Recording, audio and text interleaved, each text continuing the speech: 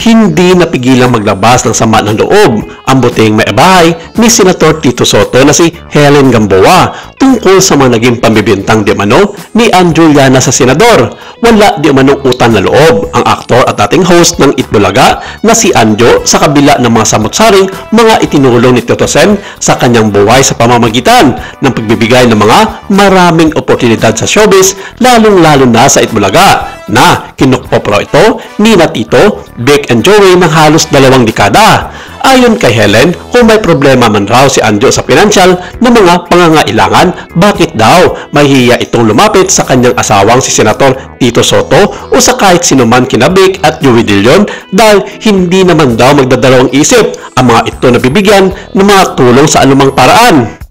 Pero maring-mali daw ang ginawang hakbang ni Anjo laban sa itinuring niyang tiyuhin sa industriya na si Senator Tito Soto para siraan lamang ito sa publiko kapalit ng mga hinihinging suporta at pagpapapansin sa mga Duterte at sa mga DDS na siya ring mortal na katunggalian ng kasalukuyang administrasyon. Ipinahayag ito ni Helen sa pamamagitan ng kanyang anak na si Sara Soto na inihayag naman sa pamamagitan ng kanyang recent vlog na ginawa sa TikTok na ayon kay Sara, nalungkot ng sobra ang kanyang mami Helen sa hindi nila inaasang panggugulo ni Anjo tungkol sa kanilang padre di pamilya. Matatanda ang ilang beses nag-live sa Facebook ang dating Dabarkads at dito nga niya binasag ng bonggang-bongga si Tito Sen kasabay ng ilang mga malisyosong mga paratang sa dating kinabibilangang noontime show. Napilitan na raw magsalita si Anjo dahil sa pambibenga sa kanya ng mga supporters ni Tito Sen at ng mga taga-suporta ng Itbulaga. Sa isang video naman, hinamon ni Anjo si Senate President Tito Soto na ilantad ang mga resibo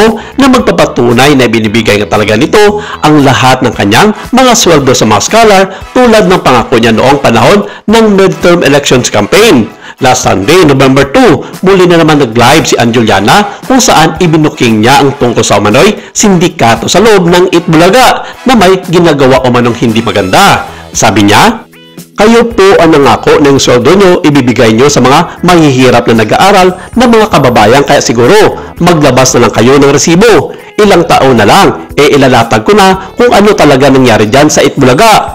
Hoy, hindi ako takot sa TVJ. Anong pinagsasabi nyo? Si Direk Bert De Leon mula 1979 ay direktor ng Itbulaga. Bago mamatay, umiiyak siya sa akin kasi tinitira siya ng patalikod. Siniraan siya para matanggal siya bilang direktor. Pati yung asawa niya na naiwan umiiyak sa akin dahil manalangkiya siya. Oo, plinano. Kaya nga may sindikato dyan sa Itbulaga. Masasama ang ibang mga tao dyan." Sa isang panayam, sinabi ni Tito Sen na ayaw na niyang patulang si Ann Juliana dahil napapapansin daw ito kasabay ng pakiusap sa media na huwag nang pakalakihin ang naturang issue.